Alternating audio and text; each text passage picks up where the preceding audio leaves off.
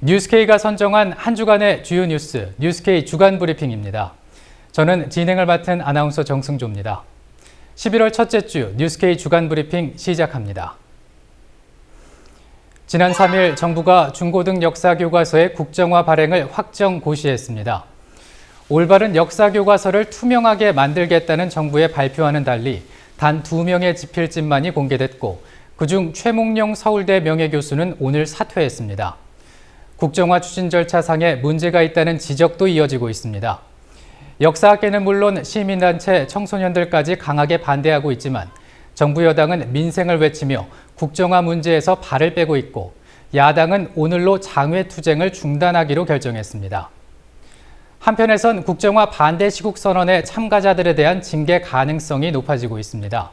국가기관 통신사인 연합뉴스, 공영방송 KBS, 보도 전문 채널 YTN은 시국선언 참여 직원들의 징계를 시사했고 교육부는 전교조 전임자들에 대한 징계에 착수했습니다.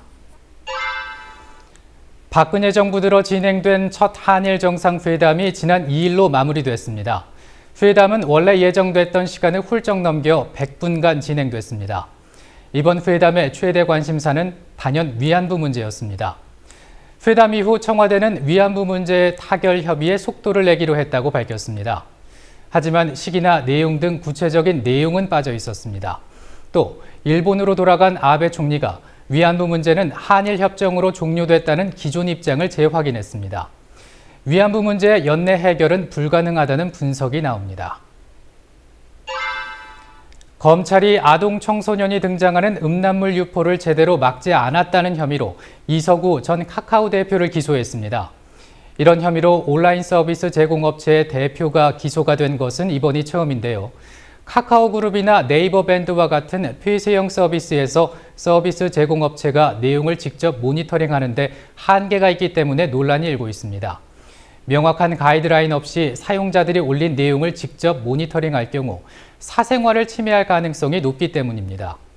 이 때문에 일각에서는 카카오가 검찰의 감청 영장에 협조하지 않은 데에 대한 보복 수사라는 지적이 나오고 있습니다. 정부가 한국형 전투기 사업을 추진해야 한다는 근거로 제시했던 전투기 개발 핵심 기술 확보율이 왜곡 과장됐다는 지적이 나왔습니다. 정의당 국방개혁기획단은 지난 2일 한국형 전투기 사업 1차 진상조사 발표 기자회견을 열고 전투기 개발 기술 90%를 확보했다는 국방부의 주장은 왜곡 과장돼 있다고 지적했습니다.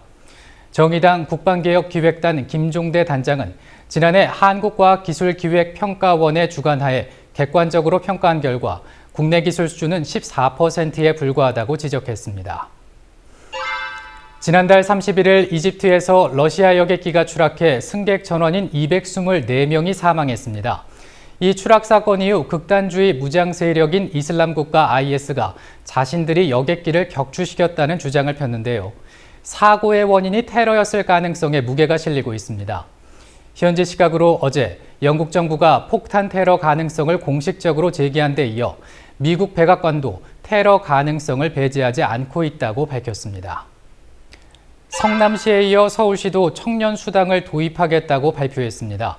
서울시는 서울에 거주하는 만 19세에서 29세 청년 가운데 정기적인 소득이 없는 미취업자 3,000명에게 최대 6개월 동안 50만 원의 활동 보조비를 지급하겠다고 밝혔습니다. 청년 니트족들이 자립할 토대를 마련해 주겠다는 겁니다. 이를 두고 일부 청년들에게 현금을 주는 것으로 효과를 보기는 어렵다면서 포퓰리즘 논란이 일고 있습니다. 지금까지 뉴스케이 주간 브리핑의 정승조였습니다.